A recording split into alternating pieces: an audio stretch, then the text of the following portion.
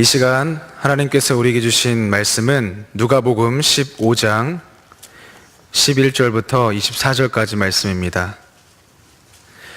신약성경 누가복음 15장 11절부터 24절까지의 말씀입니다. 우리 함께 하나님 말씀 봉독하겠습니다. 또 이르시되 어떤 사람에게 두 아들이 있는데 그 둘째가 아버지에게 말하되 아버지여 재산 중에서 내게 돌아올 분깃을 내게 주소서 하는지라.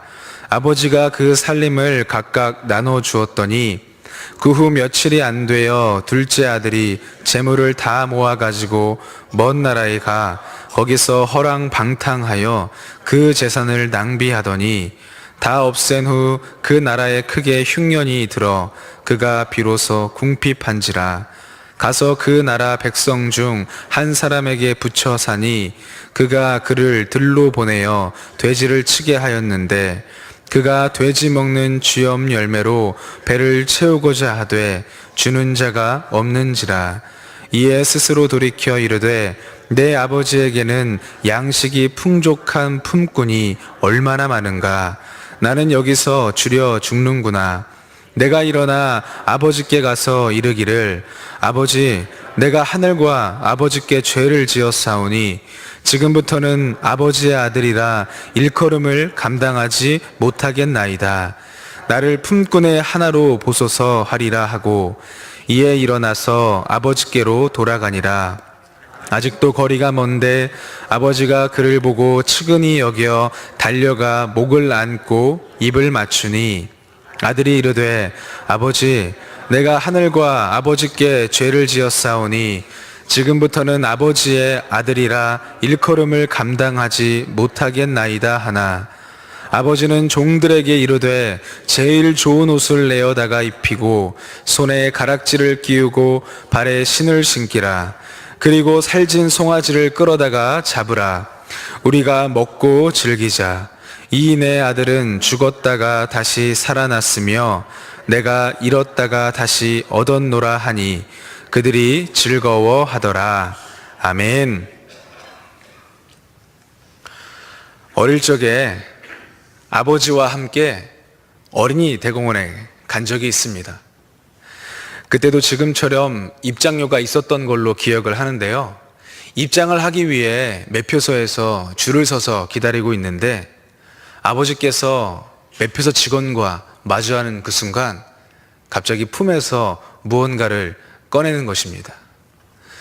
품에서 꺼낸 것은 지갑이었고 지갑을 살짝 열어서 매표소 직원에게 보여주니 직원이 아버지를 그냥 통과시켜 주었습니다.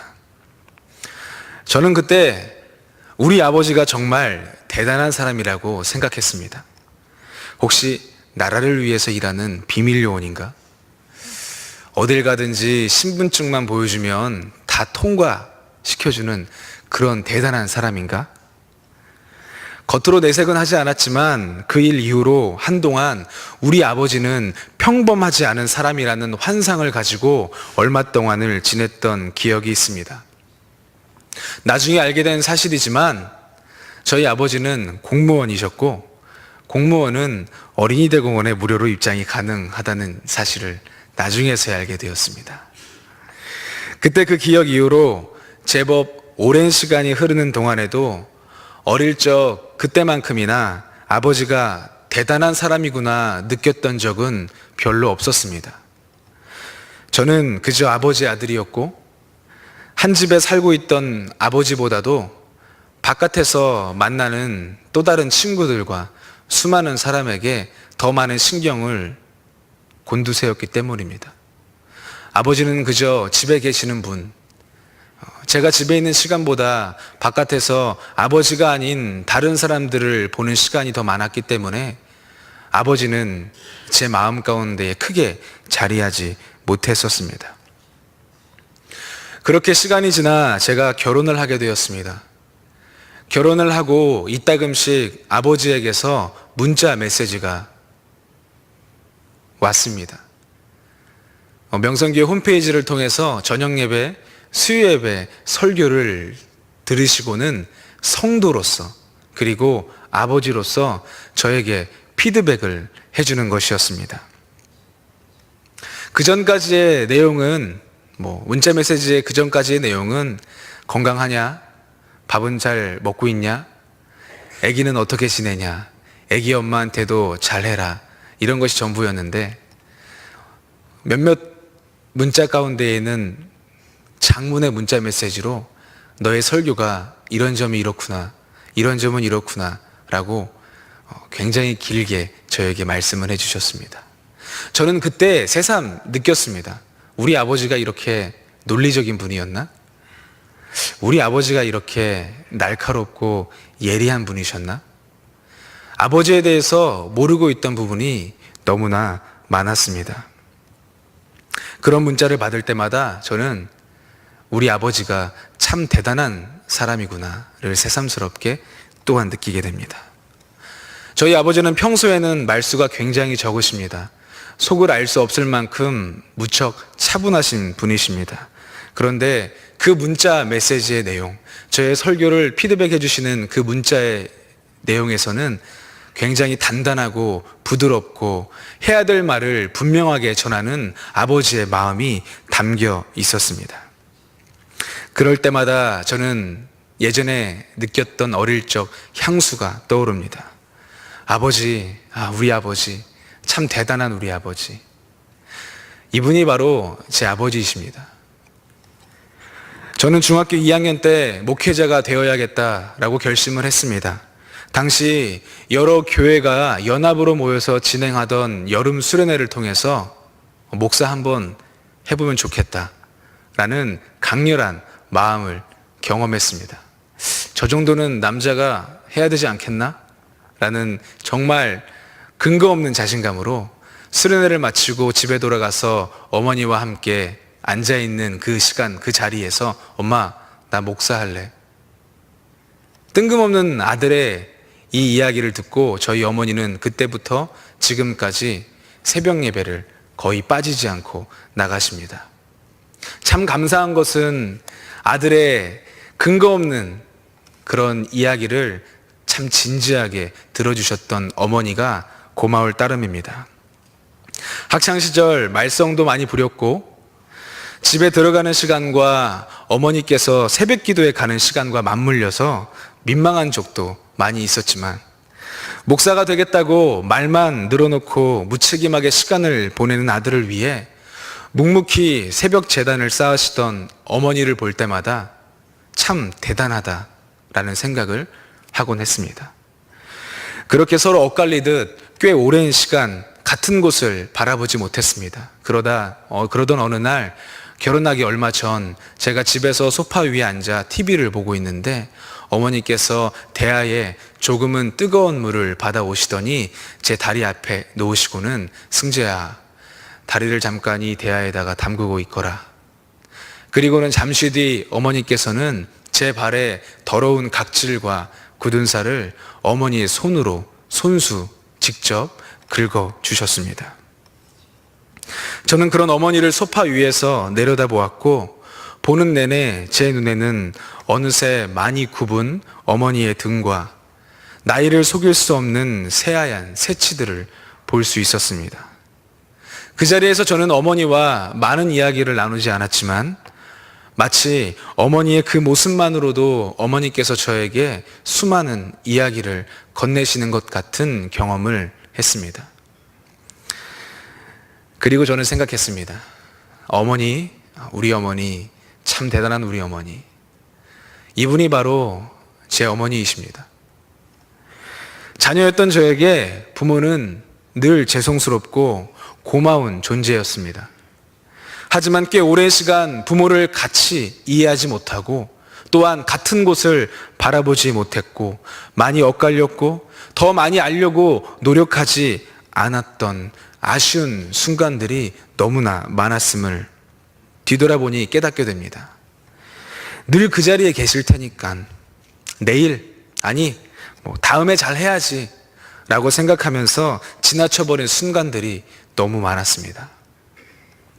얼마 전 한 성도의 입관 예배를 드리면서 입관하기 전 그곳에 있던 직원이 관의 뚜껑을 열고 그곳에 모여있던 많은 사람들을 가까이 불렀습니다. 저희가 고인이 편하게 가실 수 있도록 손수 만들어서 예쁘게 장식했다고, 마음 편히 먹으셔도 괜찮다고, 저희가 잘 모시겠다라는 이야기를 건넸습니다. 많은 분들이 어떻게 만들었나, 어떻게 장식을 했나 가까이에 다가갔는데 저는 가야 되나 말아야 되나 쭈뼛쭈뼛 고민을 하고 있었습니다. 옆에 계셨던 부목사님께, 목사님, 저 가까이 오라는데 안 가실 건가요?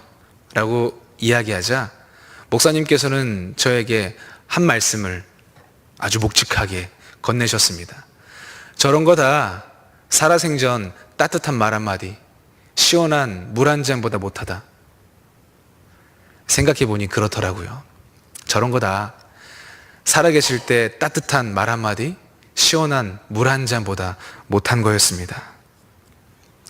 저희가 믿는 기독교는 삶의 종교인데, 살아내는 종교인데 저는 많은 것들을 모르고 지냈던 것 같습니다. 지난주 토요일에 저녁에 사무실에 있는데 아내에게 전화가 걸려왔습니다. 여느 때처럼 전화기를 손에 들고 아내의 목소리를 들었는데 아내의 목소리가 몹시 다급하고 긴박했습니다. 그래서 저는 집으로 달려갔습니다. 이유를 알고 보니 집에 14개월 정도 된 아들이 소파 위에서 서서 놀다가 푹신푹신한 매트 위로 떨어진 게 아니라 맨바닥으로 떨어져서 아내가 많이 놀랐던 것 같습니다. 집에 가보니 이마부터 떨어졌는지 이마에 멍과 함께 아이가 조금은 시무룩한 표정으로 저를 바라보고 있었습니다. 나중에 알게 된 사실이지만 인간의 머리가 참 단단하다라는 걸 알게 되었습니다. 다행히 이삭은 없어 보였지만 아내와 아이가 놀란 듯 보였고, 거실에 놓여있던 소파를 치웠으면 좋겠다는 아내의 말에 도저히 둘 곳이 없어서 고민을 하다가 소파를 제 방에 두었습니다. 덕분에 제 방은 사람 한 명조차 누울 수 없는 아주 기이한 구조가 되어버렸습니다. 어느 곳에서도 볼 수 없는 아주 신기한 구조가 되어버린 그런 상황을 마무리하고 교회로 다시 돌아오는 차 안에서 이런 생각이 문득 들었습니다. 나도 조금씩 아버지가 되어가고 있구나. 부모가 되면 누구나 이런 고민을 하는 것 같습니다. 내가 살면서 후회했던 일을 자녀에게 경험하게 하기는 싫구나. 특히 뒤늦게 부모에 대한 고마움을 느끼지 않았으면 좋겠다. 이런 마음을 품게 되는 것 같습니다. 자녀였던 제가 부모가 되고 보니 깨닫게 된 건 부모는 늘 자녀를 위해 움직이는 존재라는 사실입니다. 365일 24시간 부모는 자녀를 마음에 품고 늘 자녀를 위해 움직이는 존재입니다. 지금 당장 같은 마음이 아닌 것 같은데, 지금 당장 같은 곳을 보고 있지 않은 것 같음에도 불구하고 부모는 항상 자녀를 가슴에 품고 있습니다. 그래서 부모란 존재는 참 대단한 것 같습니다. 그러고 보면 한 사람의 인생은 내가 무언가를 열심히 해서 이만큼 이루어 놓았다고 생각했던 것들이 뒤늦게 알고 보니 내 뒤에서 묵묵히 계셔 주셨던 부모님 덕분이라는 사실을 깨닫게 되는 과정이라고 볼 수 있습니다. 그런 의미에서 성도의 삶도 내 삶의 주도권이 전적으로 나에게 있다는 것에서 정작 나의 삶을 이끄시는 하나님께서 늘 함께, 나와 함께 하신다라는 것, 그것을 깨닫는 과정이 아닐까요?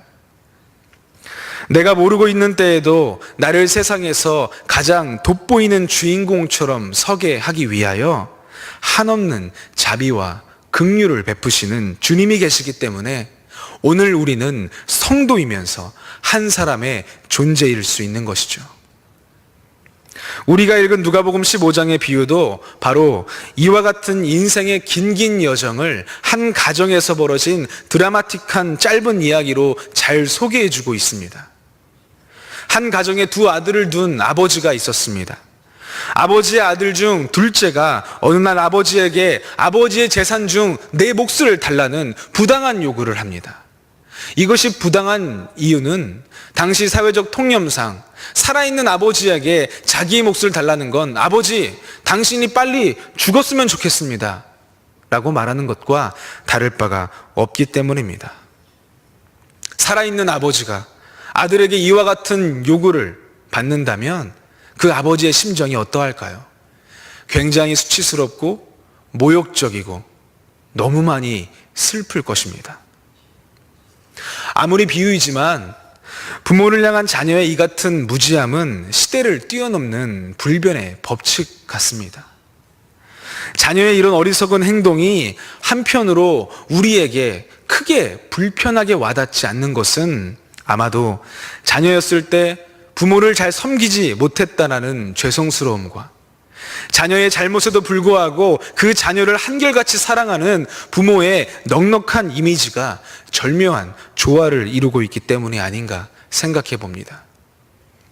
어찌되었든 아들의 이런 어처구니 없는 요청에 대한 아버지의 반응도 참으로 어처구니가 없습니다. 그 부당한 요구에 아버지는 순순히 응합니다. 그에게 해당하는 몫을 나누어 준 것입니다. 그리고 그 다음 이야기는 우리가 잘 알고 있듯이 받은 재산을 타국에서 다 날린 아들이 자신의 잘못을 깨닫고 집으로 돌아가 아버지의 극진한 환영을 받는다라는 그런 이야기입니다. 그런데 오늘 이 본문 속에 등장하는 파렴치하고 페류나 같은 아들을 보면서 우리는 그로 하여금 한 가지 분명한 위로를 얻게 됩니다. 인간은 누구나 돌아가야 할 곳이 있고 그곳에는 그를 기다리고 있는 분이 계신다라는 사실입니다. 일전에 담임 목사님께서 탕자의 귀향이란 렘브란트의 그림을 보여주셨던 걸 기억할 것입니다. 그 그림을 보면 돌아온 둘째 아들의 어깨 너머로 아버지의 두 손이 그를 감싸 안고 있습니다. 왼쪽 손은 아버지의 거친 손으로, 오른쪽 손은 어머니의 부드러운 손으로 표현되어 있습니다. 이 이야기 속에 등장하는 두 아들의 아버지는 여호와 하나님을 나타내는 것이고 아버지의 마음으로, 어머니의 마음으로, 즉 부모의 심정으로 아들을 품고 그를 사랑하시는 하나님 아버지의 모습을 오늘 누가복음 15장은 두 아들을 둔 아버지의 모습으로 표현하고 있는 것입니다. 그런데 이 가정의 아들은 부모를 이해하지 못했습니다. 그저 어떻게 하면 유산을 받고 집을 떠날까 그런 궁리만 했던 것이죠. 분명한 건 집을 나간 아들과 아버지가 재회하기 전까지 그 둘은 서로 굉장히 멀리 떨어져 있었습니다. 이 거리는 겉으로 볼 수 있는 육신과 육신의 거리일 뿐만 아니라 눈에 보이지 않는 영혼과 영혼의 거리도 함께 포함하고 있는 개념입니다. 마치 죄로 인해 하나님과의 관계가 단절되어 버린 인간의 모습과 매우 흡사함을 발견할 수 있습니다. 죄로 인해 하나님과의 관계가 단절되어 버린 인간, 그리고 그 관계, 단절된 관계가 회복된 인간의 차이는 엄청난 차이입니다. 우리는 사랑하는 사람과 지인들의 죽음을 많이 경험하게 됩니다. 특별히 장례식장에 가면 고인의 영정사진 앞에 명패가 세워져 있습니다. 그리스도인의 명패에는 십자가와 함께 암흑의 성도라는 명패가 세워져 있지만 그리스도인이 아닌 다른 분들의 명패에는 고암흑의라고 적혀 있습니다. 이것은 엄청난 차이입니다. 고암흑의라는 것은 죽은 자라는 것입니다. 죽은 암흑의를 말하고 있지만 그리스도인의 명패에는 그런 것이 명시되어 있지 않습니다. 십자가와 함께 암흑의 성도라고 적혀 있습니다. 죽는 것이 아니라 그리스도와 함께 이제 영원히 산다라는 것을 많은 이들에게 전해주고 있는 것입니다. 그런 의미에서 오늘 본문은 한 가지 중요한 개념으로 이야기의 전개를 극적으로 바꾸어 놓습니다. 17절 말씀 초반에 보면 이에 스스로 돌이켜라는 단어가 나옵니다. 돌이켜. 둘째 아들이 돌이키게 됩니다. 이 단어는 굉장히 중요합니다. 이 개념은 자기 자신이 삶의 주도권을 갖고 있는 것 마냥 행동했던 아들이 결국 처하게 된 절망과 죽음의 자리에서 가장 좋은 것으로 가득한 삶의 자리로의 이동을 분명하게 드러내고 있기 때문입니다. 아버지를 떠나 사는 아들의 삶에는 그의 필요를 채울 수 있는 거라곤 아무것도 없었지만 아버지와 함께 있는 그곳에는 가장 좋은 옷과 가락지와 신, 그리고 아버지가 자신을 자녀라고 인정해주는, 보장해주는 그런 환경 가운데에 모든 것을 누릴 수 있다는 걸 말해주고 있는 것입니다. 이처럼 아버지와 아들, 이 둘 사이에 잃어버린 것을 회복하고 멀어진 관계를 다시금 회복시켜주는 건 아들이 아버지로부터 받은 재산을 다 탕진한 후에 괴로움과 절망 속에서 아버지를 기억하고 자신의 죄를 깨닫고 돌이켰기 때문입니다. 17절에 기록된 돌이켜라는 단어는 헬라어로 엘코마이라고 합니다. 이 엘코마이라고 하는 단어의 본래의 의미는 오다, 나타내다라는 뜻입니다. 그러면 무엇이 온 겁니까? 무엇이 나타난 겁니까? 어떻게 둘째 아들은 돌이켜서 아버지에게로 돌아간 것입니까? 공관복음에서 이 엘코마이라고 하는 단어가 쓰여졌을 때 의미하고 있는 주된 내용은 바로 예수님이 오시는 것입니다. 하나님의 나라가 도래하는 것입니다. 메시아가 오신다라는 것입니다. 메시아이신 예수님의 오심과 관련하여 이 단어가 주된 의미로 사용되고 있다라는 것입니다. 즉 누가복음 15장 비유 속 둘째 아들의 돌이킴이 예수 그리스도와 연관되어 있다라는 사실입니다. 이러한 맥락에서 볼 때 성경은 나를 사랑하시는 주님의 사랑을 깨닫고 하나님께로 돌아가는 것을 은혜라고 말합니다. 하나님의 은혜는 죄로 얼룩진 한 인간이 자신의 죄됨을 바로 보게 하고 그로 인해 죄로부터 우리를 건져내어 새 생명을 허락하시는 여호와 하나님을 바라보게 합니다. 그래서 하나님께서는 죽음의 자리에서 생명의 자리로 나아가도록 죄인된 우리를 돌이키게 하시려고 이 땅에 예수 그리스도를 보내신 것입니다. 로마서 5장 8절은 말씀합니다. 우리가 아직 죄인 되었을 때에 그리스도께서 우리를 위하여 죽으심으로 우리를 위한 하나님의 사랑을 확증하셨느니라. 저희 교회에 새롭게 등록하시는 성도들에게는 새가족 교육이 진행이 됩니다. 그중 3주차 구원자 예수 그리스도의 교재 앞부분을 보면 한 가지 짧은 예화가 기록되어 있습니다. 우리가 들어서 많이 알고 있는 물리학자 뉴턴의 이야기입니다. 그가 말년에 치매가 와서 자신의 생일조차 기억하고 있지 못할 때 그의 제자들이 답답해서 선생인 뉴턴에게 질문했다고 합니다. 그러면 선생님, 당신이 알고 있는 것이 무엇입니까? 이 질문에 뉴턴은 이렇게 대답했다고 합니다.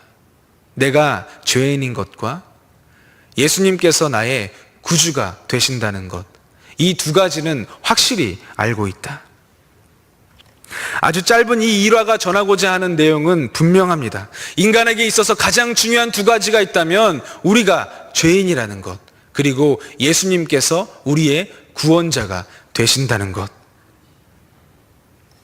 지난주 주일 담임 목사님께서 설교 때 말씀하셨던 십자가상의 두 강도 이야기를 기억하실 것입니다. 십자가상에 함께 달려있던 두 명의 강도 중 한 명은 예수님을 조롱하고 모욕하였지만 다른 한 강도는 예수님에 대하여 두 가지를 고백합니다. 나는 죄가 있어서 마땅한 형벌을 받지만 저자는 죄가 없다. 모든 것이 다 옳으신 분이시다. 그리고 주님, 당신의 나라가 임할 때 나를 기억하여 주십시오. 강도의 이 고백을 들은 예수님께서 그 자리에서 그 강도에게 말씀하십니다. 오늘 너가 나와 함께 낙원에 있으리라. 얼마 전 한 가정을 신방하게 되었습니다. 부부가 함께 예배를 드리게 되었는데 아내 되시는 성도님께서 저에게 이런 질문을 하셨습니다. 저희 시아버님이 많이 아프십니다. 그래서 병원에서는 도저히 손을 쓸 수가 없어서 요양원에 계시는데 얼마 전 병상 세례를 받으셨습니다. 전도사님, 살아생전 평소에 교회 한번 나가지 않으신 분이 병상에서 세례를 받는다고 구원을 받는 걸까요? 그래서 저는 그분께 이렇게 대답했습니다. 예, 물론입니다. 구원을 받으셨습니다. 조금 전 십자가상에서 예수님을 구주로 인정한 강도가 주님께 낙원을 허락받았듯이 성도님의 시아버님 역시 예수님을 구주로 영접하는 거룩한 예식인 세례 예식을 통하여 주님의 백성이 되셨습니다. 다시 본문을 보게 되면 집을 나갔다가 돌아온 아들을 먼 발치서부터 기다리고 계신 분이 바로 아버지이셨습니다. 아버지는 그에게로 달려가 아들에게로 달려가 그를 끌어안고 목에 입을 맞추며 즐거워합니다. 그리고는 잔치를 열어 기쁨을 나누고자 합니다. 그런 그때 아버지는 24절에 다음과 같은 말을 합니다. 이 내 아들은 죽었다가 다시 살아났으며 내가 잃었다가 다시 얻었노라. 이 내 아들은 죽었다가 다시 살아났으며 내가 잃었다가 다시 얻었노라. 아버지에게 모욕을 주고 수치를 안겨다 주었던 파렴치한 아들이 죽었다가 다시 살아난 것.